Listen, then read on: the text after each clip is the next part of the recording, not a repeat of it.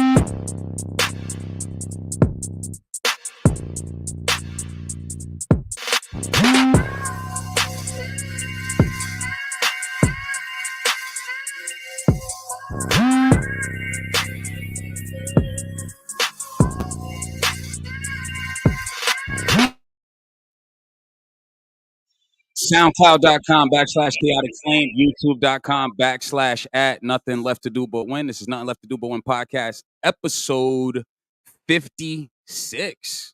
Wow. Episode 56, Misery in Missouri. Of course, we're going to touch on some of the things that have been happening across the continent. It's a lot going on. And I got a few co-hosts with me. I want to bring up my man, 100 Grand, Young Shako. What's good, brother? I'm good, man. It's good to be on here, man. It's always fun kicking it with my brother. Nah, man, I'm good. Yeah. Likewise, glad you're here. And we also have Rashida. What's up? So amazing. Custom Creations is in the building. You know what? You just said this is episode 50-something. That's crazy. 56. 50-something, 56 episodes. That's 56 crazy. episodes.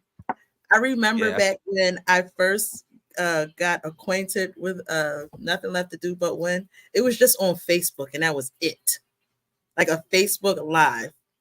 Yep. Yeah. Sheeta, you must have been involved. If this is the 56th one, you got to be at least in the 60% of the episodes, right? 70 more. Since like episode 20. Yeah. Okay. Yeah, you're accurate, Shot. Yeah, you're accurate. Yeah. Maybe I'm trailing behind. Maybe I'm at like 40% of the episodes or something like that. I've been here a long time. That's for sure. Out here, we vets, man. We vets. We getting there. We getting to it. Shout out to the viewership. Shout out to you all. So we're going to start off with the obvious Diddy. So an 11th lawsuit for Sean Diddy Combs as he sits in jail. Hip-hop mogul Sean Diddy Combs is currently in federal custody awaiting trial on charges of racketeering and sex trafficking. His arrest last week in New York comes amid a series of civil suits alleging sexual assault and physical violence, some going back to the 1990s. The 11th and latest accuser to come forward, Mrs. Graves, claims Combs and his bodyguard. Wait a minute. Oh. Combs and his bodyguard, you know, the one who was whatever, bound. Yeah. They bound and took advantage of her in 2001 and filmed the incident. I mean, if I could, I don't want to read too much more of this specific article because we get the point. He's done. I feel like he's done. Yeah. So, bring me up to speed because I've been kind of like avoiding this one a little bit. How did he get caught? Because as far as I knew, he was overseas somewhere. How did he get caught? What do you mean? Like, how was he like literally physically arrested? Yes. Like, where was he when they physically caught him? He was in New Harlem. York. He was in Harlem walking around with G Depp. No, he wasn't. I don't know about that part, but yeah, but he was in New York. They caught him in New York. He, I think, and my timeline may be a little off, but like prior to him even being arrested, he paid off his house in Miami, and he was basically preparing to turn himself in, but they took him in prior to him being, I guess, completely ready. I guess he knew it was coming, and he was preparing to turn himself in, but they ended up just taking him. Yeah, and if I could, metaphorically, the defense called this a certain play, like they called zone, and then a day before, and right before the snap, they blitzed them. You know what I'm saying? So a Basically, day, exactly, a day before he was supposed to turn himself in, he was blitzed by the feds. He thought he was going to have, what was it, One Last Night in Paris or whatever that album was called, the One Last Pop Off, Freak the Off, whatever last he train, probably had on. Yeah, the last train to Paris. literally, Exactly. yeah, And they was probably gonna try and do some wild shit one more time or something crazy. Who knows? they So blitzed them. if I'm hearing you correctly, my man was facing federal charges and he never left New York, or he got caught in New York. Like, that's what you saying?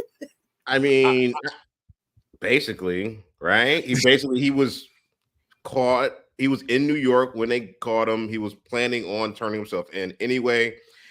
And you can't prove a negative or a positive if you don't let it come to its fruition.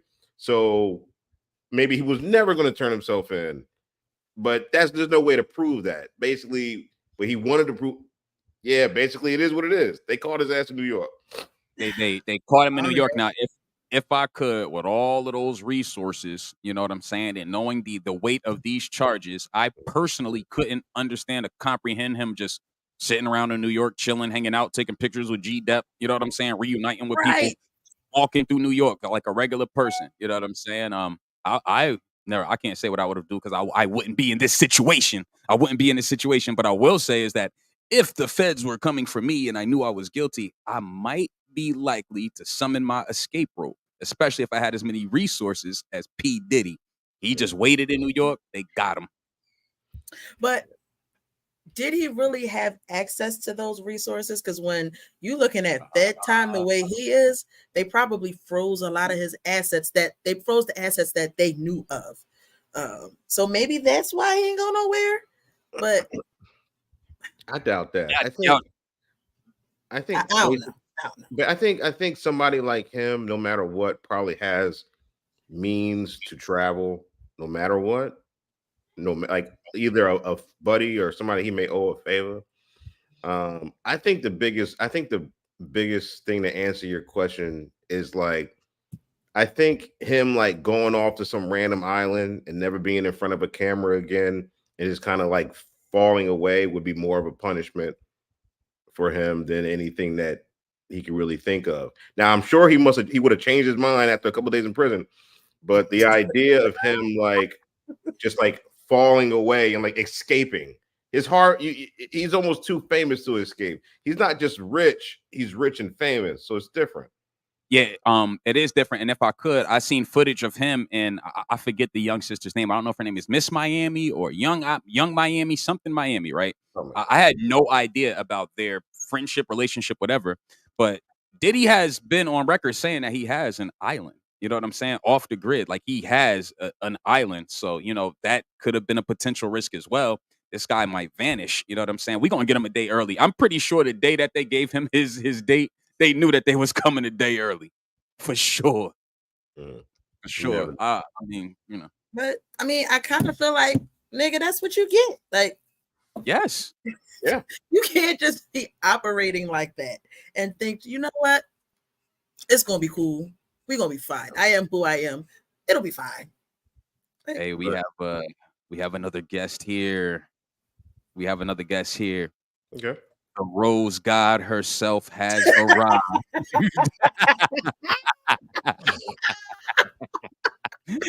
Charmaine, the Rose God is in the building. Unmute yourself. Oh my God. Go to Hey, sugar. Hey, Boo. Hey, Shar. How you doing? Hey, Shaka. You know that's your name in the group chat now, right? Rose. I don't know why he started that. That is your name in the group chat. Yes, it absolutely Oh, is. God. Don't do it. So If back I to the could- football. Yeah, we was. So yeah, I'm gonna just mute the good people just while I'm talking here. All right. So as of right now, I'm gonna give a little more context and background on to the what this criminal case is about. So what is the criminal case about? Combs, 54, was arrested on Monday, September 16th in New York in a New York hotel. Wow. Okay. In a New York hotel on charges of racketeering, conspiracy, sex trafficking by force, and transportation for purpose of prostitution. Federal prosecutors have accused him of creating a criminal enterprise. Now, I'm going to cut myself off there for a second, bring Shaka up. Shaka, I remember what you said when you were explaining this before in the podcast. It's almost like, he had this criminal enterprise that just happened to make music from time to time. It's like, all right, this is what we really do, but we got these hair records. You know what I'm saying? Yeah, I mean, I guess, that would be a little hyperbolic, but it seems like he was using Bad Boy or whatever businesses that he has that are illegal to do illegal things. And it was almost like, from how I understand the RICO charge, man, it's or the racketeering charge, what he is being alleged to have done is not just commit a crime, but create an organization and a hierarchy of these crimes. Like, this person's going to be doing this part of the illegal thing. This person's going to be doing the other part of the illegal thing. You're going to get the women. You're going to get the drugs. You're going to get the IVs. You're going to get the supplies. These are the code words. This is what all this means. You respond to him. You report to him. And after a while, it's like, it's like he the president of baby oil. It's just wild. You know what I'm saying? All right, let me unmute. That's baby oil. That's what I mean. If you ever watch The Sopranos, that's basically what Tony Soprano would do. If you ever watch The Sopranos, you'll see like this guy was kind of doing this over here, and this guy was doing this over here, and it was all going back to Tony because Tony was the top of the pyramid. It's the same thing. It's wild shit. Man. Yeah, I think it's a wrap for him, and I mean, at this point, even though we are still covering it, we are going to get a little bit of traction because of it. It's almost like until the court case comes up now at this point and we get like a real trial data, I think I'm done with this for now. The baby oil was funny, and of course, DaBaby bought out baby oil today and dropped it in New York on the street and started laughing. Like, I get it, you know what I'm saying? But I'm pretty much I think I'm done with this until we get some concrete trial dates or something like that, Yeah, it's all speculation. Memes are funny, we get it, but at the end of the day, there are victims here, and yeah. Now that the bodyguard has been implemented, it's going to be interesting moving forward to see how that plays out. Oh, because he's snitching on. He's going to jail. He's snitching on everything. He's telling everything. He's gonna make sure he don't go to jail, or he's gonna do as less time as possible because he's going to tell. So that would be the you of the group, huh? Yeah. Yup. Listen, don't do nothing. Y'all know how I feel. Don't do nothing around me that's gonna make me have to say you did it and I didn't. Fair. Nah, for real. Yo, I be telling my friends too, like, if y'all doing anything illegal, don't tell me, don't do it around me. I don't want to know about it. You ain't gonna hit me with no conspiracy because you put me in a messed up position telling me about your triple homicide you did the other day. I don't want to know about it. Let me know ahead of time so I can excuse myself from the situation.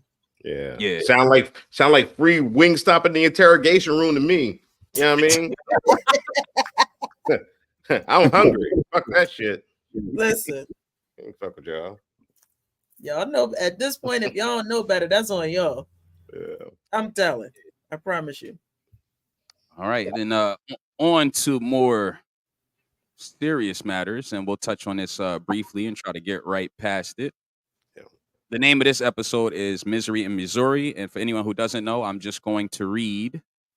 I'm going to read some of this article. I'm just going to kick it off. So, Marcellus Williams, whose murder conviction was questioned by a prosecutor, died by lethal injection Tuesday evening in Missouri after the U.S. Supreme Court denied a stay. The 55-year-old was put to death around 6 p.m. Central Time at the state prison in Bonne Terre. I wish we had somebody from St. Louis to come in here and converse about this. But Williams' attorneys had filed a flurry of appeals of appeal efforts based on what they described as new evidence, including alleged bias in jury selection and contamination of the murder weapon prior to trial. The victim's family had asked the inmate be spared death. The U.S. Supreme Court's action came a day after Missouri Supreme Court and governor refused to grant a stay of execution. I'm gonna stop that one right there, and as we converse about it, I'm gonna do a little bit of research in the background. I'm going to look up who the governor of Missouri. Parson. What's up, Char? It was Governor Parson, which so his like he actually had a stay of conviction.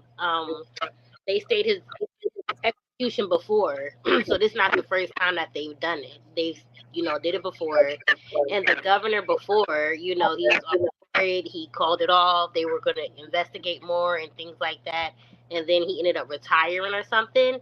And then this new governor came. And the new governor's like, I don't want to see nothing. I don't care. You had the victim's family, you had politicians, you had city council, you had all of these people, prosecutor, everybody saying like, look, there's evidence. It's showing he wasn't even there. It's just sad.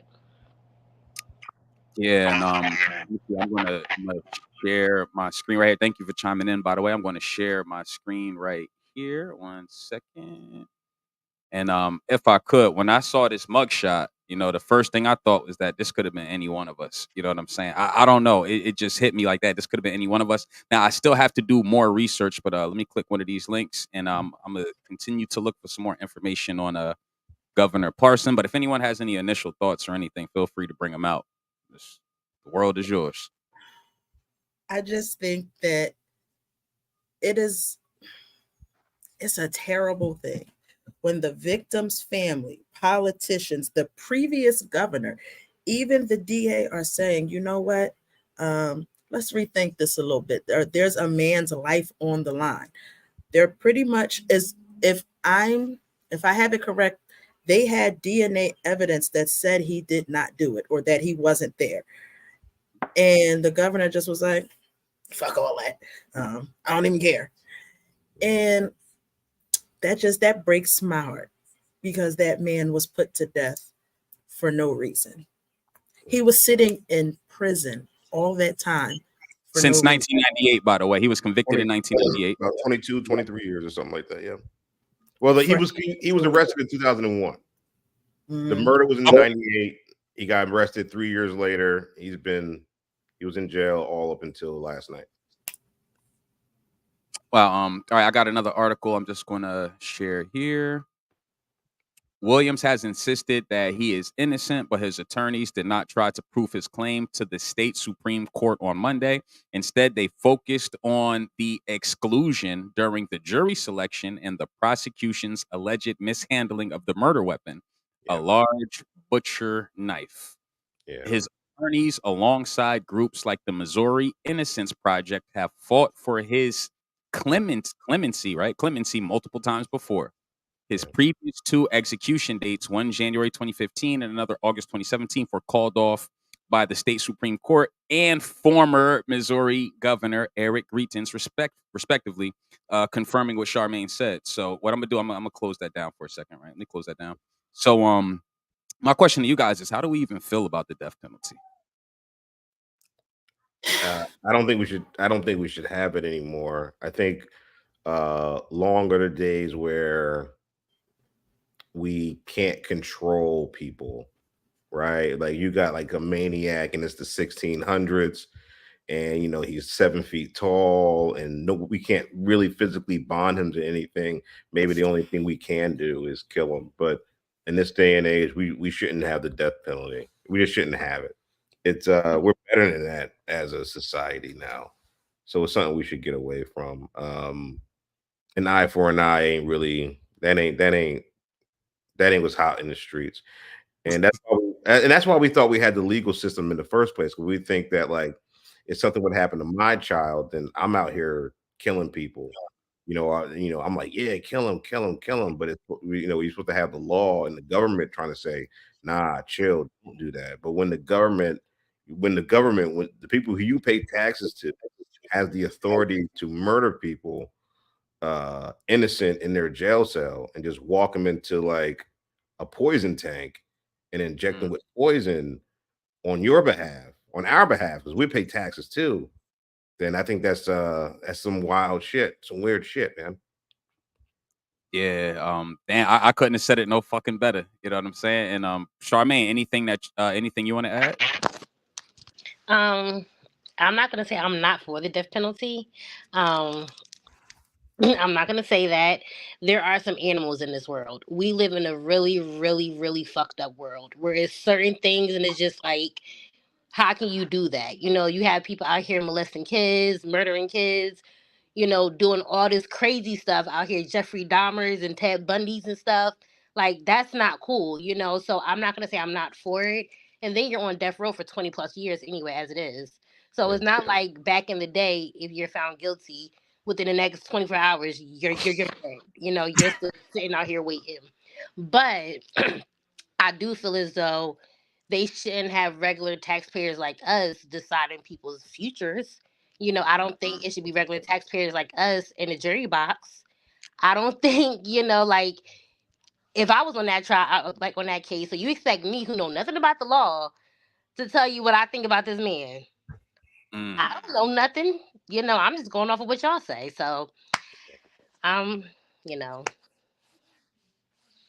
Now, if I could, I want to just piggyback off what you said. After you say that, I had to think for myself a little bit. Like, am I for or am I against the death penalty? And I put it to you like this: if it's anything involving an adult engaging with a child in an illegal manner that would traumatize that child, that person got to go.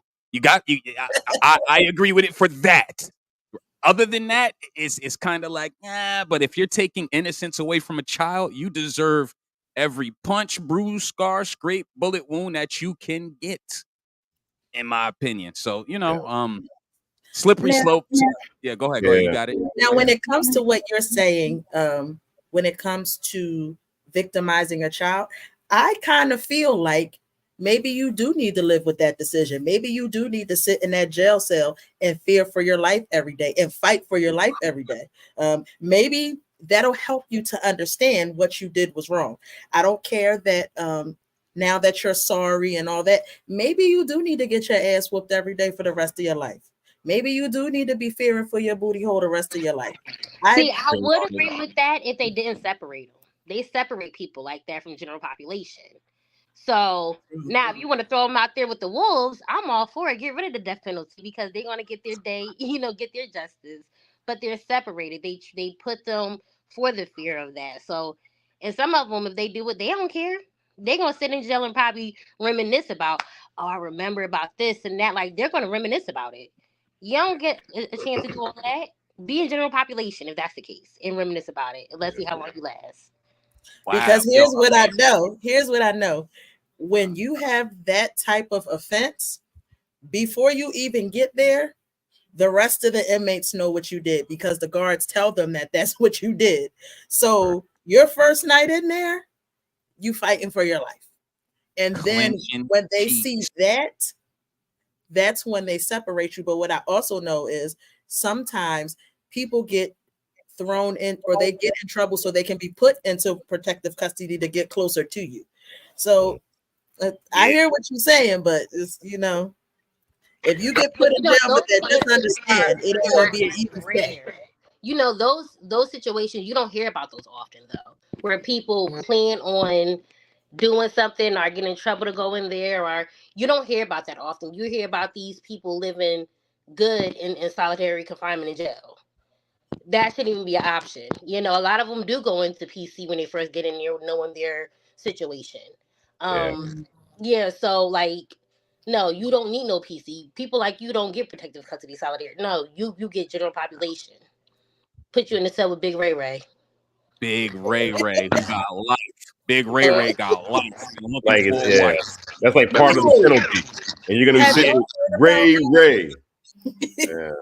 Have y'all heard about? There was like a Scared Straight program that this teenage boy, he used to get in trouble a lot, and they put him in. They sent him to jail, and while he was in there, he got horribly assaulted by the other inmates. It was a Scared Straight program, and when they sent him to jail, the other inmates assaulted him in the worst way. Like, it was about 3 or 4 of them. They put him in a cell with these grown men, And that's what they did to him. I'm surprised that wasn't a lawsuit because I went to Scare It was. Straight. But I'm about to say, I went to Scare Straight before. when they did that, he didn't even get $1 million. He got a couple $100,000, and it was just like, all right, cool, that's it. Now back to you. What's up? Now back to you. Why did you go to Scared Straight? Oh, I was a menace. I'm not even gonna hold it all the way up to probably 11th grade. I was a menace. You was like holding people's pockets and shit, or like hold my pocket. I mean, so I went to Scared Straight twice. The first time I didn't go in because they was like, you have to take out your ponytail, your bobby pins. I said no, I'm not doing it. So I didn't do it. And the second time, that's how you get out of Scared Straight. Ain't that about a I mean, back then it wasn't. No. Back then it wasn't really about to put you in a situation where you could really get hurt. And then another time when I went again, you know, they got the girls all in my face. They was like, "You gonna be in here with me?" I said, "I'm going home after this." Yeah, not. So I don't care. It ain't work for me. I've never heard of a situation where they put you in Scared Straight and you could just be like, "No, I ain't doing that." I'm not Well, doing go ahead, go home. I went comply with I didn't want to take out my bobby pins and stuff, and they said that was a weapon. Well, you need to touch me. I'm telling my grandmother. So what you gonna do now? So I knew it was a reason I feared her in high school. That man get on my nerves, I swear. Oh, crazy. All right, now, if I could, before we go too far off this topic, I wanted to transgress into this right here. Boom. So, the U.S. is set to carry out more executions this week than it's done in decades, and there's let me see, 1, 2, 3, I believe 5 happening this week. So I'm just going to read some of this article. U.S. set to carry out more executions this week than it has done in decades. The U.S. is set to see through executions for 5 death row inmates in different states in a 1-week span, the highest number in decades. Executions are a controversial issue in America and have declined in the recent years. The 5 that started with the one on Friday in South Carolina and 4 more slated in Texas, Missouri, Alabama, and Oklahoma go against that trend. 2 on a single day is unusual, and 4 in 2 days in the same week is also very unusual. Death Penalty Information Center. All right, so I don't know. Just wanted to bring this up as well, being that this is just a very controversial topic. I'm pretty sure some of these people might deserve their fate, but I don't know. I feel like it's an interesting statistic. As of now, including Mr. Williams from last night, we've executed the United States has executed 16 inmates this year. So if you say 4 more coming up this week, then it'll probably bump it up to 20. Yeah. 2004 executions in the United States. Who uses Bing? I'm just joking. Chill. Hey, yeah, you gonna get on my web browser? I'm always. Oh, here we go. That's cool. Yeah. You are correct, Mr. Shivers, with the accurate information of 16 as of September 24th, and wow, executed 2 people yesterday. Yeah, Travis James Mullis and 38 years old. Wow, crazy average age. The ethnicities of those people. Let's see. Let's go to Travis. And I don't know if we get mugshots on Wikipedia, honestly. Respectfully, I've never seen an image on Wikipedia, so I will have to look this up somewhere else. No, wait. Right here. Is that it right there? The here we go. All right, let's start at the top, man. Let's see. Just count them down. See if it's racist or not. All right, January 25th, so-called white, Hispanic, so-called black. I don't know. I want to tally this up, but it's diverse. That's what you're doing. Yeah, it's diverse, man. I don't want to have like a race. I was just wondering. Yeah. I know. So just going back to the Williams case, I always try and I don't know, tell us as many facts as I have. So what the evidence they had on the gentleman was apparently she was stabbed 42 times. And from the residence, a jacket, a purse, and then the boyfriend or husband's laptop was taken, and all three of those items were in his possession when they found him.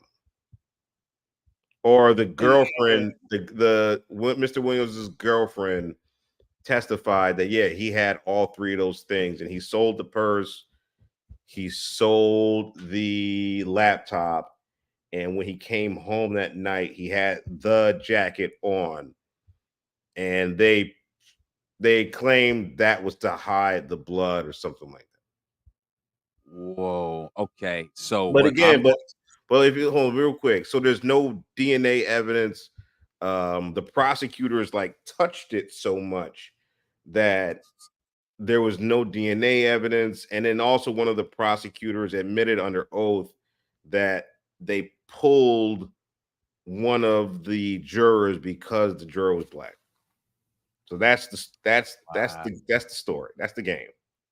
So if I could, when these type of things happen, who oversees these types of actions and is able to say, let's time out. Wait a minute. Let's take a minute to think about things here. Who is that guy? What position would that be?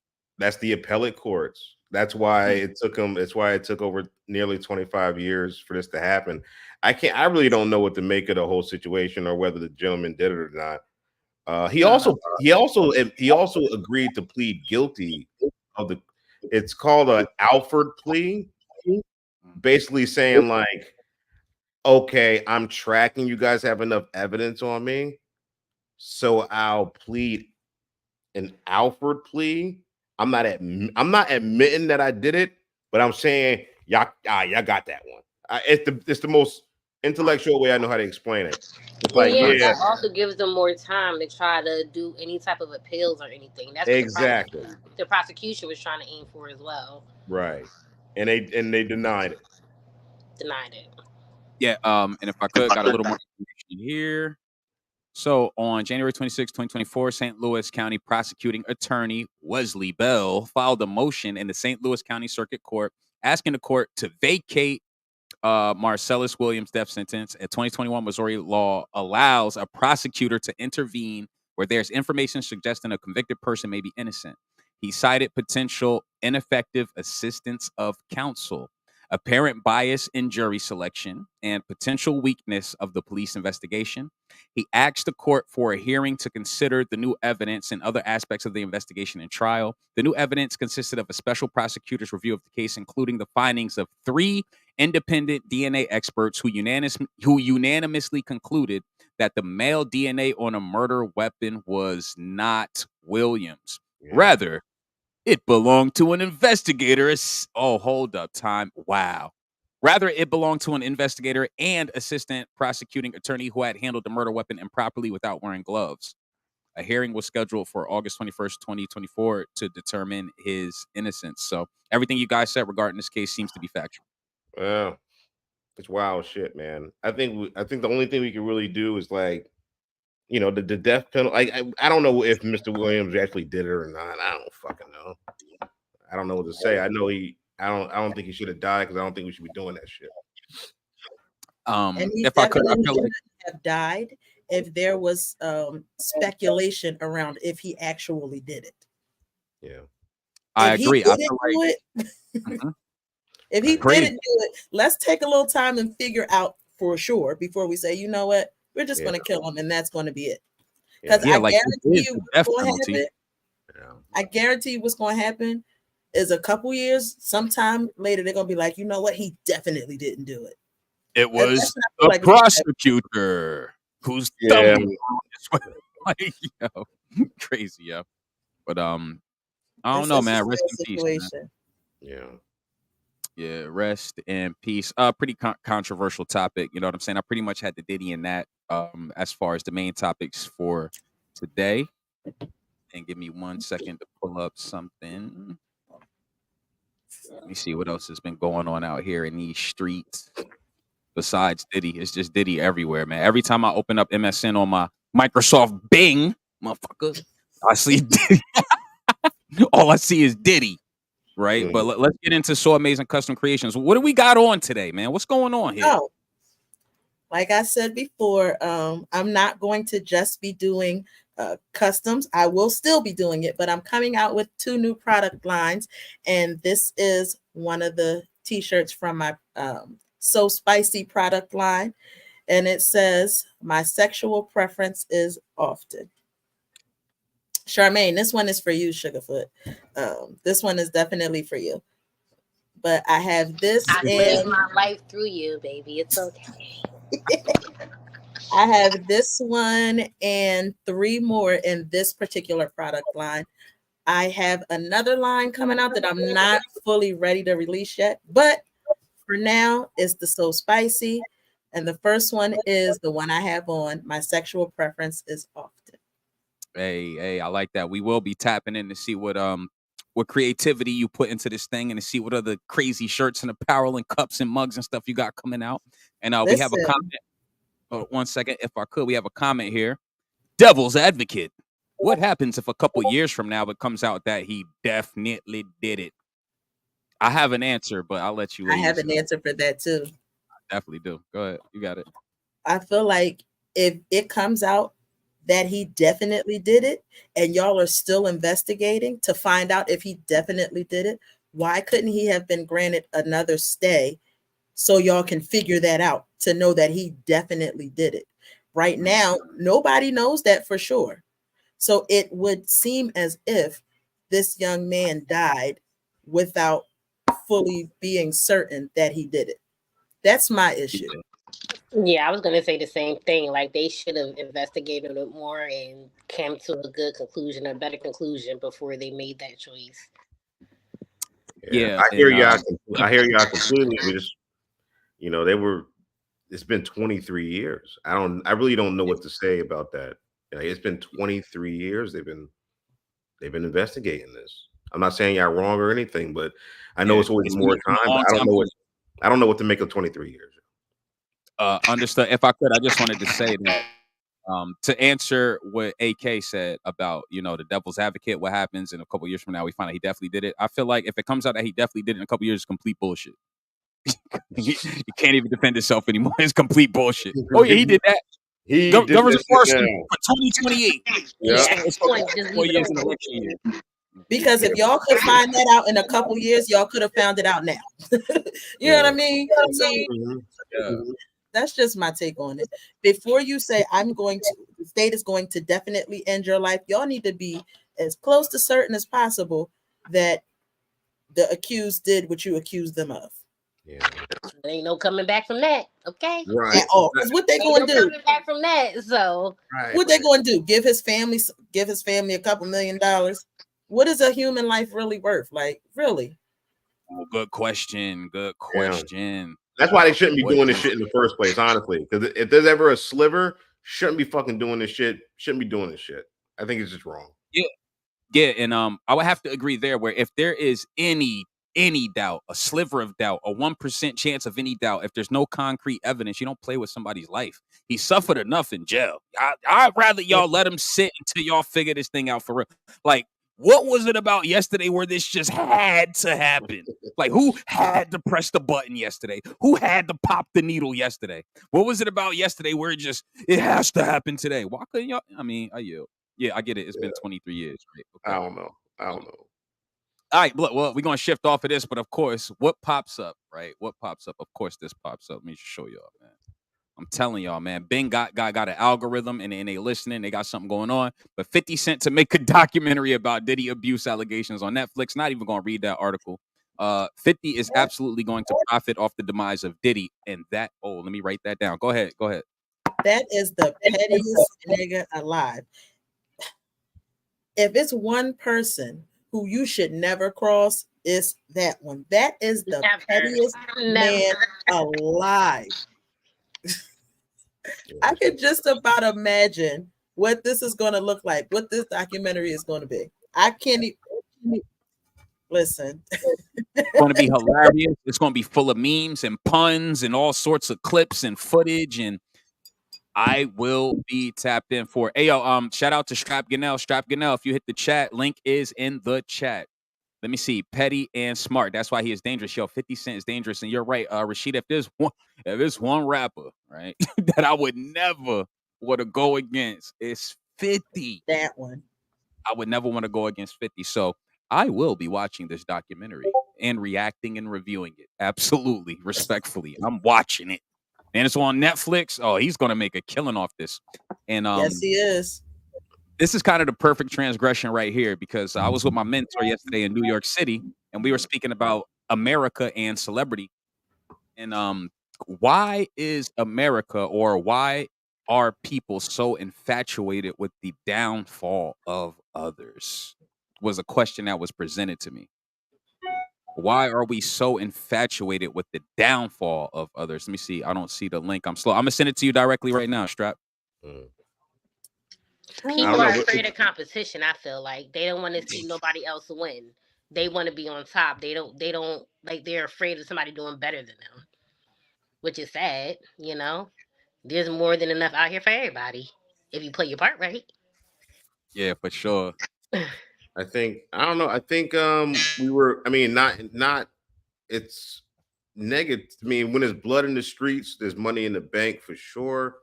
But we were infatuated with his rise too. Like, we glorify celebrities, so it's like, it's a celebrity plus the horribleness. Like, we found out some random Joe Smo was doing this. We might even talk about it today on his pod, but after a week, on to the next thing. But this is like, he been in our TV screens dancing for decades. You know what I'm saying? And you got the whole Biggie angle, and the Jennifer Lopez angle, and Rock the Vote getting Barack elected. It's like he's been everywhere in our forefront of our heads, man. So now he out here in federal prison with baby oil wrapped around him. It's wild as shit. We can't let it go. Shout out, yo. Ladies and gentlemen, we got battle rapper from Plainfield, Strap 1700 in the building. Strap, can you please cam up? Please cam up, brother. Strap, you here? What's good, family? What's up? What's up? What up, broski? Shit, chilling. Hey, Strap, what's up, man? Shit, my camera looking crazy. Welcome to the show. Yeah, you're looking dog. I turn on some lights, brother. Yeah, I'm black as hell, right? I got to turn on lights. All right, okay. I got another question, right? Let's get off the diddiness and let's do a quick little reset. Let's take a little woosah.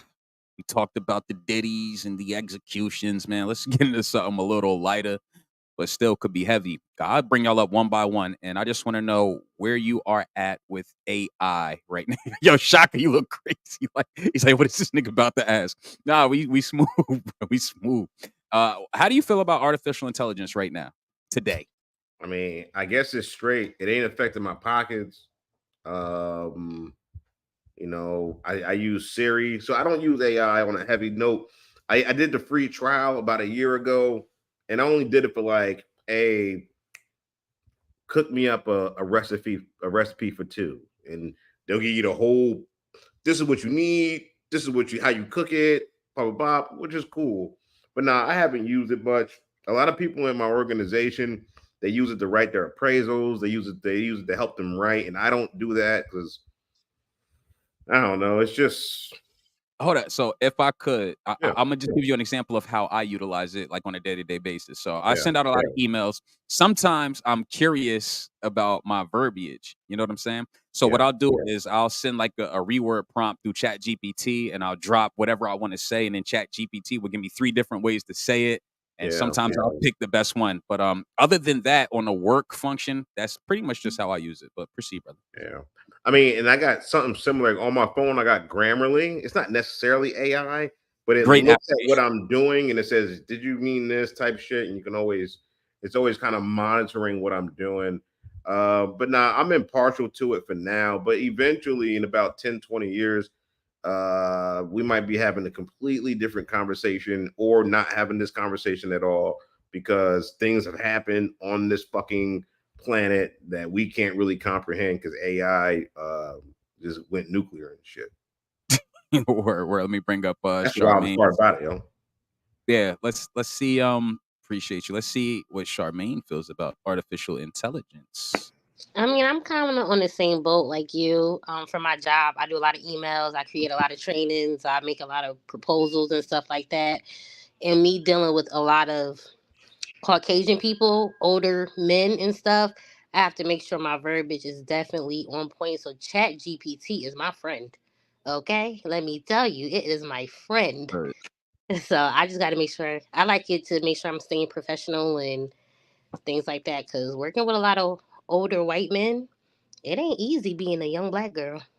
Ooh, now that put a bullet right there because I wanted to have an episode where we converse about functioning in a corporate environment. You know, so I want to revisit that. So I appreciate you there. I'm gonna bring up Strap. Let me see. Let's see what the trench guard Strap in the trenches right now, man. What's up? How you feel about artificial intelligence, man? As an artist, it's scary. Like Ooh. they're making Lil Wayne versus that's not really Lil Wayne. Like, you know what I'm saying? Like you could go to Chat GPT, like a motherfucker hit me, excuse my language, somebody hit me and be like, yo, can you write me a verse about such and such? Now they just go to Chat GPT, be like, yo, write me a verse about such and such, taking dollars out of my pocket, taking away from the actual like that that feel you get from the artist is taken away, like, because it's not like, Yeah. you know what I'm saying? It's just they you could put a AI voice filter to sound like Lil Baby and rap a verse and then put that out and say that that's a Lil Baby song. Like, it's scary. That is scary, and then fuck around, go viral, and make some money off of it while utilizing someone else's likeness, and then that's a whole nother can of worms. Exactly. But let me see. All right, so I got a question for you. Do you think artificial intelligence has made its way into the battle rap culture yet? I don't see how it could last in the battle rap culture because it's a very, no, I want to say intimate setting, but it's like an in-person thing. It's like it's not like a thing you could be like I could take a music track, upload it digitally, and put it out to the world digitally. For this battle, we gotta be face to face. You gotta catch the, you know what I'm saying? Like, Yeah. Do you think you ever went up against an opponent who used AI to write some bars though? yeah, somebody told me they did. Nigga, Shit. but he's completely ass. So it's like you using AI and battle rap is going to just drop your stock to me. Her. Let's bring up Rashida with her shirt. What's up? How you feel about AI with your shirt? When I think about it, I think about the movie Eagle Eye. If you've ever seen that movie, what pretty much happened is artificial intelligence didn't like the way the government was run. So they basically made a bunch of things happen to reestablish a whole new government. And that's what it makes me think of. You can't control it. Because this is my thing, once it realizes what it can do, that scares me. It really does. You have no idea what can be done with this thing that one day you won't be able to control. But then I also understand that I use AI regularly when I'm using Siri and things like that. But I think we just gotta be careful with it. We definitely gotta be careful with it. Hey, understood. Right now, I personally see it as beneficial for what I personally do, kind of a selfish look on it. I see how it could be beneficial for others, but I also do see how it could take away from others and be scary for others. And yo, shout out to Christian Rare in the comments. What's good? What's good? Kristen. Hold on. Something is about to happen here, though. Hold up. Something's about to fucking happen here, man. Ladies and gentlemen, it's been a long time coming, man. We got a special guest in the It's good. Y'all see the name? Uh-oh, hold on. Let's make sure that they see it. Let's make sure that they see the name, man. we gonna make sure they see what's going on. We gonna make sure they see what's happening out here. All right, let's get the battle rappers up here for a second. What's up, Strap 1700? It's my Man, homie. good, Of course, bro? yeah, we all met before. What's good? What's good? Gang, what's up, bro? You already know what's the word, bro. Shit, cool. You already know, man. Mercy ain't fucking with me, so I ain't gonna say that. Yeah. No. We'll talk about that another time. We'll get to that. But yo, if I could, I want to stay on track with the AI, right? Mm-hmm. Show off. How do you feel about artificial intelligence right now? I'll bring you right back up, Strap. Dumb people, smart devices. The smartest human being is the person who created the device smarter than human beings because they control it. That's the most powerful person on the planet. But I feel like it's as much as it is scary, it's necessary because most of the infrastructure jobs are converting over to it. And because of that, if the infrastructure collapses, we already know we asked out. You know what I'm saying? So as technology keeps modernizing and they keep our industrial, now soon to be our banking system, all of these different systems are becoming more AI generated and more computer generated and less manpower is gonna be needed, bro. And because of that, look, I just pray we never lose control of it. Facts. Yeah, and if I could, I think Shaka, correct me if I'm wrong here. I think about 10 years ago, you sent me a documentary called "Humans Need Not Apply." Yeah. Show off. What's up, man? But yeah, for sure. What's good, bro? I'm good. It's good to I'm see trying you, to figure brother. out why my camera won't go sideways. It's really disrespecting my shit. Oh, there you go. Okay. But Or yeah, you I could jump mean, out and jump back in. It'll. yeah, Oh, there you yeah. go. I know you're talking about humans. Hold Humans on. may not apply. That that shit is Shaw. serious. It just things keep evolving and evolving. But on some real shit, I mean, if anybody needs a silver lining in it, like remember, like think of it like back when people used to like take horses to go to work, right?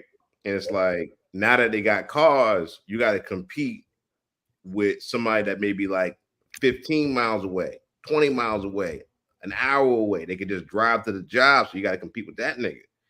All it is no matter what technology do, you better figure out how to make money in this motherfucker. You still gotta figure that shit out no matter what. So we out here grinding, yo. We the next weird generation. We gotta make that shit happen. You can't my son ain't gonna be like, Daddy, where's dinner? I'm gonna be like, AI. Nah, fuck that. Stupid. All right, hold up.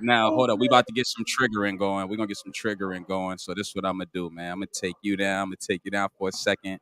Let's let this happen. So I don't know. I have an old note here. Just got an old note, but this ain't the real notebook. It's a sub notebook. But is there a such thing? I think y'all disagreed on this before. I'm not sure, but is there a such thing as unconditional love for men? You mean receiving unconditional love or giving it? Yes, receiving unconditional love doesn't exist. Not even from our mamas. Because if our mamas loved us unconditional, I'm not me chill. Yeah. I was about to say you about to make some people mad. I'm bringing it up. Hold on, let me up. See, that's where I was going with it. I think there is unconditional love from a mother to a son, but from just a man and a woman, I don't think that's a thing. I think what is your definition of unconditional love? What is your definition of unconditional love? No matter what. No matter what. Okay. So that's not possible, right? So that's not possible for none of y'all to give unconditional love to a man. Well, not all, but I was about to say no. No. Check. I redirect it. I don't think that I could love any man unconditionally that didn't come out of my womb. I just don't. So let me ask you this. And this is what I be meaning about conditions, right? Because you see how we'll say something and just to make it hit us emotionally, a woman may say the most extreme example of what the topic is. So pardon me while I pull a you, right? Suppose that same son beat your ass to a coma. Oh, you asking me personally? Yes. When I get out of it, I'm going to tear that ass up and I'm going to still love him anyway. Because that is a human being that I grew inside of my body. And this is the same logic y'all use with men. Listen, I understand what you're saying. But even though my son I ain't going to hold you. My son made me cry a couple months ago. Because I just was going through it with him. But at the end of the day, that is still my child. That's still my child. So I'm going to attempt to understand why he's behaving that way and what is going on with him, because that's my child. Now, a grown-ass man, I'm gonna give you a couple chances, but it ain't gonna be after so much. It's like you go to hell, because I'm not finna keep dealing with. Let me ask you this. Why would it be after a certain amount of time you can go to hell? Would it be because you see there's no change in the behaviors? Yes, if there's no change in the behavior, go to hell. I don't have time to keep trying to work that out. That ain't my son. That's somebody else's son. Somebody else got to deal with that man. I don't. So let me ask you before this. You say anything else. Shut up. Shut up. Go ahead and shut up. Just go ahead and do it. Now, real quick though, look, check, right? So okay, let's I respect you saying that 100%, and I think that that's how it should be, especially, you know what I'm saying, with a mother's love should be unconditional, because out of the two parents, a father can't do the unconditional love and be tough. You feel what I'm saying? Like, unconditional love comes with a price. There's a price to pay for it. You know what I'm saying? Because unconditional love says, I'm going to allow you to continue to scar me. Every hurt that you might have felt, I'm going to take it on and absorb it. And you got to be a real strong person for that. So I commend it. But it's just always bugged me out how you'll see some moms where even if they son become grown, they may pick a girl that the mother don't like. And he may love this girl. And the mom will cut the son off for a woman that he picked. Which is weird to me, because that's like, he can't be your husband, bro. But you know what? That's a different conversation in and of itself. When mothers make their sons their man, that's a different conversation in and of itself. You muted, my guy. Damn it, I just said some fire too. I can't even bring it back. But yeah, speaking of different conversations, we have a friend of the show who hasn't been on here for a very long time. Hey! I'm very excited to bring it back up, man. What's up, Christian Red Sense? What's good? Hey, good trip in the house. What's poppin'? Hey, Chris, how you doing? Hey, guys. What's poppin'? Walking here grabbing balls. God damn y'all too. Stop. I figured I'd hop on real quick. Today, look, thank you. I figured I'd hop on real quick. I gotta jump back out, but y'all was talking about something near and dear to my heart. I feel like if a man is going to exhibit real man qualities, then unconditional love is available to him. You're not gonna have to worry about cheating. You're not gonna have to worry about bills get cut off, because he's going to provide. He's going to do the things that he's supposed to do. Those are not conditions. Those are just what you're supposed to do, right?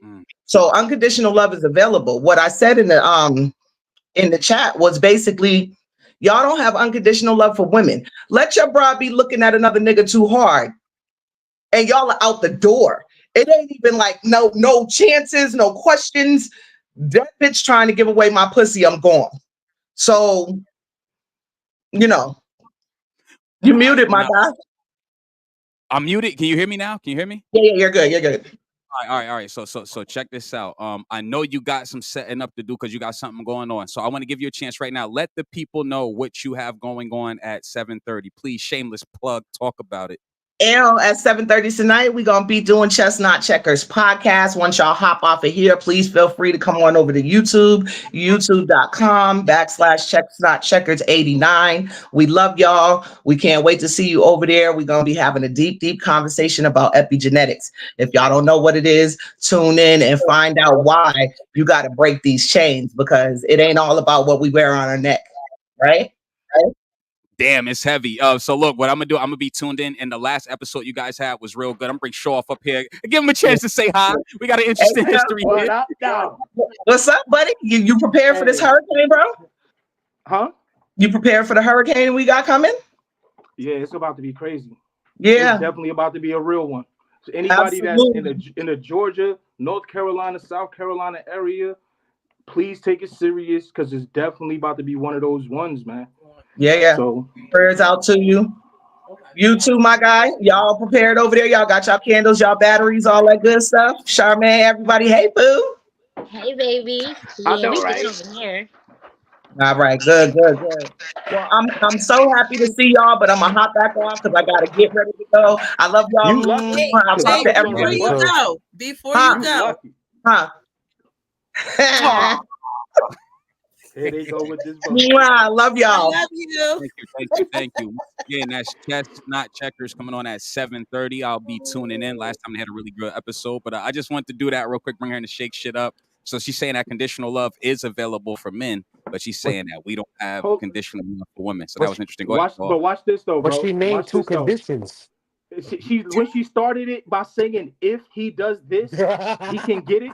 Showed there's a condition to it. Her statement started, if he's the man displaying these qualities, he can have it. That's a condition. Yeah, that's a condition. Look, several. I believe it's unconditional love for men, but not unconditional attraction. Men don't really care about the love part that much anyway. We care more about, are you respecting us? Because look at what she said. We ready to leave if a woman's even looking at another guy. The thing is this, right? You're mine or you're not. You know what I'm saying? Like, and I can't make you mine. That you got to choose to be mine. You know what I'm saying? Like, if I see your eyes wandering, an old timer told me the best, and this ain't even to get on the women. This is to tell the men, step your game up. Because the reality is this: her eyes are only wander if there's room for improvement. If you are the type of man that is paying attention to the woman that you say you care about, then another man shouldn't be able to point out the fact that her hair is done different, or the fact that her nails looking different, or the fact that she got a different perfume on, or the fact that, bro, you got to notice these things first. Because if you don't, you can't be mad when you give attention to somebody who showed they might have cared a little more. Remember one thing for sure: if the oldest hustle is prostitution, bro, that means hoes have always chose. Never forget that. Oh, yeah, he always look. How he say something so powerful and then end it with a Because you know I had to be beat. No, you know what? I don't agree with you very often, but I agree with what you said up until that. That was heavy. So that wasn't the oldest hustle. Yes, I'm not doing this with you. I'm do this with you. Leave me alone. I found a question in my notebook that I really like. I'm gonna start with Strap on this one, and I've absolutely asked this question before, but the answer always seems to be edifying here. So Strap, if you could go back to 16, I don't want to say, I was about to say your real name. You know we go back, bro. But if you could go back to 16-year-old Strap 1700 and tell him one thing at 16 years old, what would you tell a 16-year-old Strap 1700? Fuck, bro. A lot of shit you thought was cool, it wasn't really cool, and start rapping now. I ain't gonna drag it out. All right, cool. What I'm gonna do is I'm gonna bring up Charmaine. Charmaine always got something interesting. Charmaine looking good as per usual. The Rose God in the building. I don't even know why you started that. Don't even know why. All right, so for clip and context purposes, we'll just ask again. If you can go back to 16-year-old Charmaine and tell her anything, any one thing, what would it be? It's okay to be by yourself. It's okay to be alone for a while. Damn,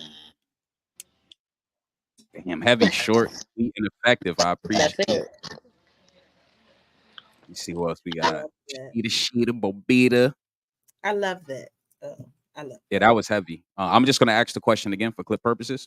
So amazing custom creations whose sexual preferences often.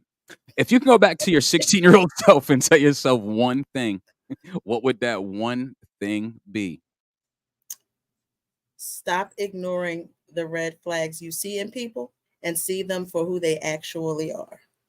Don't see them for who you want them to be or who they could be. See people and situations for what they actually are.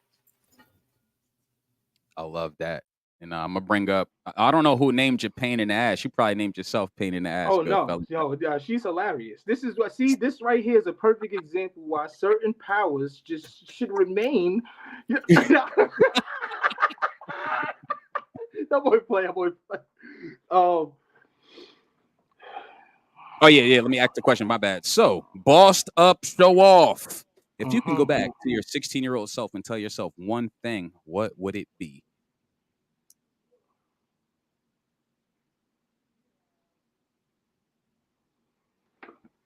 All right, it would be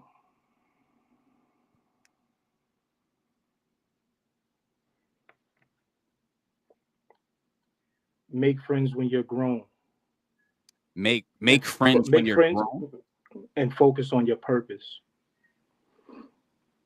I'm just saying because friends will. I put it to you like this, right? I wouldn't have had certain friends had I not been born in the area I was born in. Sometimes friends become friends just because they're on the block with you, not because y'all have stuff in common. You know what I'm saying? So yeah. I would have told myself at 16, you about to be grown soon. All right, stop robbing people, bro. Stop hanging around with these dudes. Stop doing this, that, and the third. You do know in a couple more years you're gonna have to be locked up, right? I'd have just been like, yo. But then that shit would have changed who I was, though. Nah, I wouldn't have told me shit, bro. Nah. I love who I am. I ain't even gonna lie, bro. I really love who I am, bro. Fuck it. Yeah, I like it. And all right, I'll put it out for say it's always a pleasure to have my man Show Off in the building. Yeah, good shit. Mr. Shaka, who's actually done quite well as he pours up his Laird's vodka. That's definitely not Grey Goose.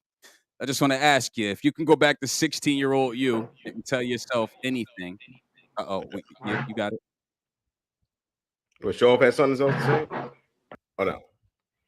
I would so I actually got a song about this particular subject. And I was saying if I had a time machine to go back to the younger me, I tell them you'll be great. Just wait and see. Just stick to what you're doing. Fuck the words that they speak, and you grow up to run this shit just like me. Hey, chaotic, man. That's hard, it, man. Bro. That's it, dog. Fuck that shit. But that's the answer from a nigga who made very good choices in his life. Yeah. But I mean, on some real shit, man. I wouldn't change shit. I probably just stare at him and like, you ain't shit. You think you ain't shit, huh? You know what I mean? But nah, you got it, dog. You got it, big dog. And now, if I could, if I had to tell I know the last time I answered this with like a really low frequency answer, but if I could go back and tell myself, damn, bro, if I could tell myself something at 16, if I could tell myself something at 16, that was the age where I was trying to find myself. And I found myself through like selling things, you know what I'm saying? Like I sold things, not because I necessarily needed the money at the time, but I sold things to fit in. I wanted to fit in with the Bloods, but I wasn't a gangster. I wanted to fit in with I wasn't with that, right? But I wanted my spot in the city. So I decided to sell things. I would go back and tell myself it's okay to be nerdy, old, cool. You're good. You don't got to do all this bullshit. Even though I had a spectacular run and no crazy shit ever happened, I got great stories. I would have told myself that like, you don't have to like risk your freedom to be cool. You don't have to do that, bro. And honestly, there's nothing cool about it. The last thing I want to say about hustling for anyone out there that's hustling or has hustled, you probably could agree with this. As cool as you look, as fly as you look, you're lonely. And not only are you lonely, you're vulnerable. And I'll get into that another time. If you hustle, you're not the coolest nigga in the room. You're the most vulnerable person in the room. Trust me, for a myriad of reasons. I'm going to bring everybody back up for an open conversation here. Boom, boom, boom, boom, boom. Well, damn. You just said a lot of true shit, bro. Damn. You gotta go in depth on that. How you move? Now, all right. So the hustler is vulnerable because there's so many ways that your run can end, right? You could get set up. You could be tapped. The person that, you could be dealing with an informant, right? You're all right. When you get to a certain level of hustling, when you get to a certain level now, I don't know how many of y'all have made it to this level respectfully, but when you get to a certain level of hustling, you start dealing with people that you would never be around. I'm talking about some real cold-hearted cats. When you hustle and you get to a certain level, you find yourself in situations and places, people, places, and things that you would never be around. Like I said, I was never with the gangster shit. When I got into the lifestyle of hustling, those were the main people I needed to make money. So I used to have to do things like leverage relate. It's a lot, yo. But yeah, you're definitely vulnerable. Somebody could hate on you and snitch on you. Somebody could not like the fact that you're making money, right? And just call the cops on you straight out. And then you have to realize when you're hustling that not everybody is making money. So you have to keep a low profile. The envy and jealousy that come with that shit is insane. And some of these people are people that you'll see on a day-to-day basis buying shit from you. That they'll have this malice. You know what I'm saying? Damn, I gave this nigga my last $20. He just pulled off in a Lincoln 95 Signature Series town car with the fucking Vogue rims that look like fluoride with the right hard top, and I'm walking. That's a reality, and I'll yield right there. That was very specific. Nah, word up. That was extremely But not even specific. just that though, too. Even those people, once you get to a certain level, the people you're around, your family and everything is also, that they fear game too. I've been in situations just because of who I was dealing with, so it's not even just you, it's other people as well. Thank you. Another thing that was very conflicting about hustling was that whatever the hell I was doing, which is beyond the statutes of limitations now, was risking everybody's freedom. Wherever I was risking people's freedom, yeah. You know what I'm saying? I used to have to receive certain packages, and I would be and one day I get whatever I get, and then I'm looking at the crib and I'm like, there's someone who I was living in the basement, right? So there's a family on the first floor, a family on the second floor, a family on the third floor, and I'm getting something sent over here that could jeopardize everybody in this house just so I can make a couple grand. It's not the most feel good thing after a while. So one day you wake up, you look at all the paraphernalia in your crib, you just wake up. One day you wake up, yo. The way I got out of the streets was I sold the plug and I got out. I gracefully bowed out, and I always had this one line from Jay-Z I love. He said, "The game is mine. I'll never foul out. Y'all just better hope that I gracefully bow out." And that was the best thing that I could have ever done. Stop, yo, on God. And I'll yield with the hustling talk, but I can talk about that shit all day. Bars. Yeah, I would have told myself to not do that shit because I was definitely hustling to be cool. Throw Because I your was hands up, ladies, hustlers, busters. But that's different from somebody that's hustling because they don't got no food in the fridge because they lights off because they motherfucking like you can't tell a nigga shit that really need this shit. Like, Yeah, all right, but that's true. That's good. damn, I got a personal story I could get into now, you know what I'm saying? But I think I yield. But I got a personal story that Strap 1700 doesn't even know. One day I had to go to your house to use the phone because I know you don't remember this because I think your pops answered the door. I had to go to your house to use the phone because I was by myself. I was left alone for a couple weeks with like no food, no money, no nothing. I was messed up. So there was a part of me that really had to do it. But after I got past that point, it was no longer a necessity. But you're correct. There's some people who feel like they have no other choice or no other option. So I'll stop hogging the mic now. My bad. Yo. Go ahead. Nah, you good. And then a lot of times a motherfucker can't get hired with a record. Like niggas be like, just get a job. You don't know five jobs to get your criminal ass out of here in the past. I'm gonna keep it 100 with you, bro. Like me being a 2-time violent felon, all my charges is guns and violence. Guns, beating people up, robberies, assaults, right? I said the same thing when I first came home, bro. I said, yo, they don't want to give me no job. I'm gonna turn myself into a check. And I did that. But the reality is, bro, there really ain't no excuse for nobody to be out there doing nothing illegal. You don't have to. It's a choice, bro. Think about it like this, right? To say that a person from the streets that's down bad and ain't got nothing going on, you really can't tell them nothing, is to say that they'll never be better than that. That's all they'll ever have to offer because of who they are and where they come from. And we know that's not true because we from the mud, bro. And we turned out good because we didn't give ourselves an easy route. Bro, I'm telling you, I never had the patience to hustle in my life. I used to watch hustlers, watch where their movements was around. They thinking I'm at the cookout chilling. They thinking I'm at the basketball park just playing it. But I'm watching where they taking their stash and I'm robbing them when they done, bro. I'm keeping it 1,000 with you, bro. Right? So it's like, bro, you cannot make an excuse for a circumstance because circumstances are moments. If it's true that, matter of fact, I'll tell you like this, Ransom is one of my favorite rappers. And you know what he said in one of his verses, bro? He said, for every person out here going through it, always remember, your toughest hours only 60 minutes. Heavy. That was a bar. I ain't gonna Heavy, lie. bro. That's heavy, That bro. was a Word, bar. bro. Word is born. Because my son is right now, my junior's about to start college and play ball, right? But he's finding it hard for him to leave from the neighborhood that I was born and raised in Brownsville. And I understand why, because it's what he knows and he's tied to it, even though he's ready to go and he want to go. But I can't tell my little man, look, man, you might as well just go hustle because, you know what I'm saying? Like, you born in the same stuff I was born in. You might as well go out there and get it how you live. That's what I had to do. What? Right. Niggas will look at me crazy. Right. You know what I'm saying? Exactly. And the same way I got love for my son is the same way I got love for my brother. So I think it's really more about having a certain quality of person around you. We all remember the one person that used to be like, you bro, chill out before that shit go left. Yeah. Chill out before it go left. Yeah. We all had it, bro. You know what I'm saying? And that was the blessing. And that's why if you notice when you make the change, it be that same person that's the most proud of you, bro. Yeah. Everybody else, like, bro, I think you was doing better when you was getting to the money, bro. They rather see you here for a short time. As long as it's a good time. I need longevity, my boy. I need that. I can't do it.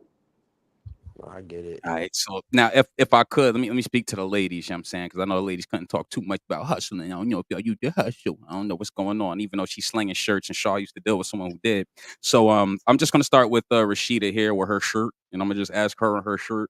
How do you know when you found somebody worth dating in your shirt? How do I know found somebody worth dating?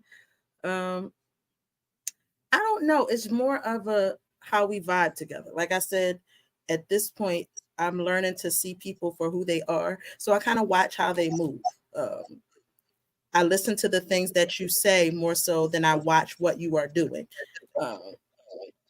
And I have a series of questions that I've learned to ask to determine what kind of person you really are.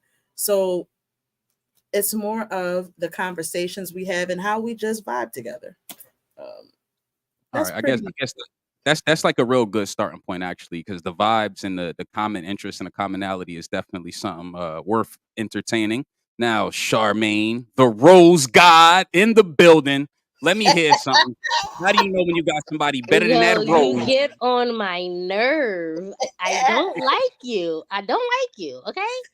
Banner up. Before you answer that, I've definitely changed your name in the chat. I know you did. I figured you did. I love you. I love you more. I'd rather be a Rose God. How do you know you got somebody? I mean, so for me, I just go off of actions. I don't go off of what you say, because you can tell me anything. You know what I'm saying? I'm definitely an actions person. I don't like to tell people what I like or what I look for, because I don't want you to be that person just to appease me. Yep. I want to see the real you, so I don't never rush into nothing. I just let shit happen. You know, I've done had men that said, once I told them what I like, all of a sudden in the week, you just this marvelous man, right? And then we get together and you just take you get comfortable. You get comfortable and you not that person, you know? So I want to see the good, bad, ugly up front, day 1, day 2. I don't care. But I don't knock nobody. You know, I'm going to give you a chance, but I also be like, you know, you got to focus on yourself. There's too many people that don't know how to focus on themselves first, don't know how to be by themselves first, don't know how to let themselves first. And they just like, they're unhealed, still trying to deal with other people. You can't be unhealed and trying to get into something else and thinking it's gonna work, because it's not gonna work. I've been single for 5 years. Definitely by choice, of course, you know. But it's definitely by choice. It's definitely by choice, Shaw. We know that. Come on. But you know, I'm also like, this is my first time being alone. I'm loving it here. Do I want to stay here? Absolutely not. Am I gonna stay here? Absolutely not. But at the same token, I'm not rushing into nothing, because you got to see a person for what it is. I'm pushing 40. Ain't nobody got time for all that other stuff. That part. So I just let shit go and happen, and let me just see who you are. I have Hey, a question. all right, let's go. Let's go. I have a By the question way, for men. we got about 5 minutes left before we got cut it off. All right, 5 minutes left. Go ahead. Got it. Cool. Fellas, what is a non-physical turn on for you?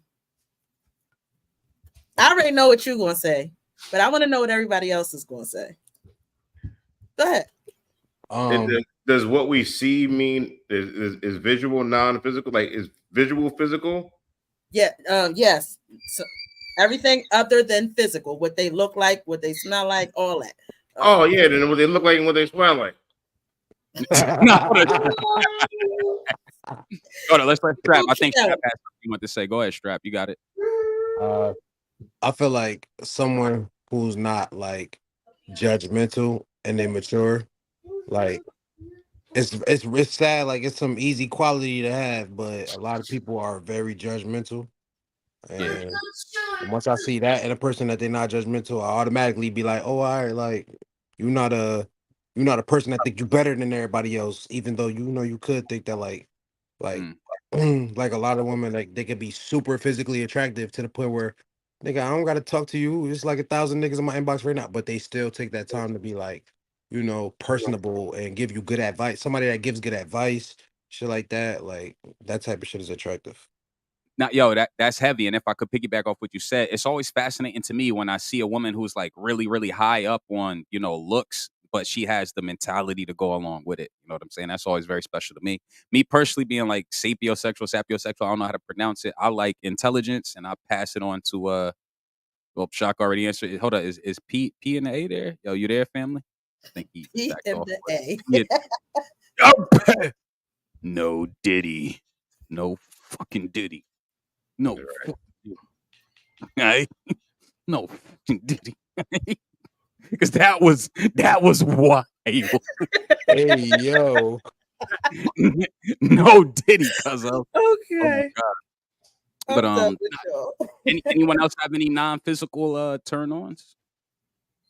Oh man. For me specifically, honesty. I mean, if you can be honest about the hard stuff, like I love that. Because we can get through anything if we can be honest up front and talk about it. Either I'm cool with it or I'm not. But when you start being dishonest, you take away my choices of whether I actually want to deal with the situation. So for me, it's all about the honesty. Which is hard to come by nowadays. So, oh yes, Lord, it is. We closing out in about 3 minutes. Anyone on the panel have a question for the rest of the panelists? Bring it out. You know what? I'll save it for later. Because this one deserves a little time. Her. Oh man. Y'all ever met the right person at the wrong time? Yes. Yes, I did. I've done fumbled a good person before. I definitely did. Definitely fumbled a good person. I just want to, I know we about to count down and all that stuff, but Sharp said something that kind of stuck out to me. You feel me? Call me. Sharp was like, you know, because I don't want to tell these guys, you know, what I want. And it makes sense. I don't want to tell them what I want, and then they pretend to be that. That makes all the sense in the world. I just want to ask if y'all notice that it's only guys that actually, like, do you see the difference in personality? How you feel it's not safe to tell a guy what you like because you know for a fact he's going to display it, but a guy you'll be like, excuse me, miss, I would like for you to be this way, and it's met with, take me as I am, accept me as I am. You ever notice that?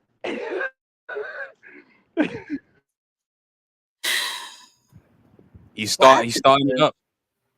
That one human being gets on my nerve more than anybody else on this panel. But the man is supposed to pursue. So if the man is supposed to pursue, they're going to be a jack of all trades just to pursue to get what they want. They're going to be that person. They're going to be the it person to get what they want. So that's just go along with you know, y'all in pursuit of whatever y'all like hunting prey. So let me ask you. Have you ever pursued a man?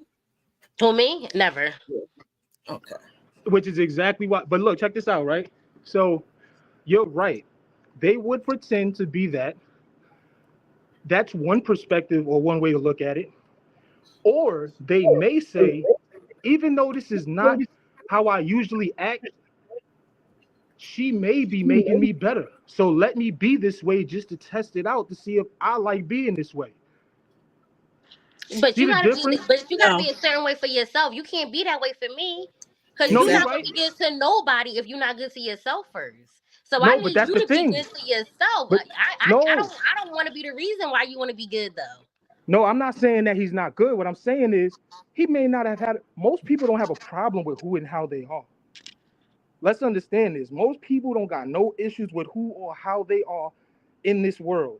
You know what I'm saying? Like, most people like themselves. So when you meet someone and, like, it's not saying that they're a bad person. It might just be saying that, like me, right? If you, Shaw, if you, Sheeta, if a woman that I really view as intelligent and someone I respect like y'all was to say something to me, the reason that I might use that is because I know y'all not telling me to make a change through malicious intent or because you trying to receive something from me or trying to rock me to sleep somehow. You know what I'm saying? And it don't mean I was a bad person. It just meant that whatever information you had made me better. Or I might have liked how it made me feel. So don't always take, I'm just saying, don't take it as a person trying to pretend to be something, because let's be for real, we all faked it till we made it on one level or another.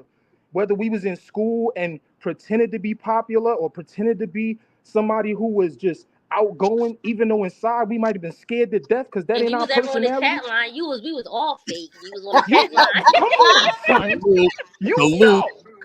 Salute. You know. Salute. On God. But I also think that comes with getting to know the actual person. If you think that my ideas will make you a better person, cool. But that I also want to feel you out to know to determine what it actually is. If you think that it'll make you a better person, or you just trying to screw me. No, I feel like women, y'all don't accept the fact that y'all force us to grow up. Y'all make us grow up. Y'all make us mature. Like, it's not that we are immature just because we want to be. Males just mature later mentally than y'all, and y'all mature later physically than us. It's a give and take. Like, y'all stop growing at 16. We still grow until 21, but y'all smart as hell at 14, where we just want to play around and do bad shit at 14. Like, yo, like, it take a woman. It take a woman. It take a woman. Go ahead. You got it, Strap. No, I was just saying it take a woman to mature sometime and grow up, and that don't mean I'm being fake because, yo, I'm actually being a better person because of you, and you need to accept that role that you made a nigga a better person. It sounds like probably too much to accept, but you really did that. Well, we can accept it as us being friends. We don't got to be in a relationship for me to give you that advice. We don't got to be dealing with each other for me to give you that advice coming from a genuine place. You know, a lot of guys, you give them that advice and then they take it and was like, oh, I'm doing this because of you. No, my nigga, I'm just telling you something. You ain't doing it like, because check this of out, me. Shaw. Check this out, Shaw. This is the last. How many got 30 times have seconds. you ever seen? All right, how many times, ladies, this is all women, how many times have you ever been with a guy, told him all the correct things to do and all the ways to be with you, and then y'all broke up and he was everything that you said for another woman? I haven't seen that happen. Nah, honestly, I haven't. We know. I built too many niggas. That's my problem. But if you lived it, then you lived it. Yo. If I could, good people, respectfully, I'm gonna leave the lobby open so we could continue to converse. But we are ending the live. SoundCloud.com/Chaotic Flame, YouTube.com/ at nothing left to do but win. Burn the cinders. Catch y'all next time. You heard? Yeah, this was a good one. Chaotic Flame.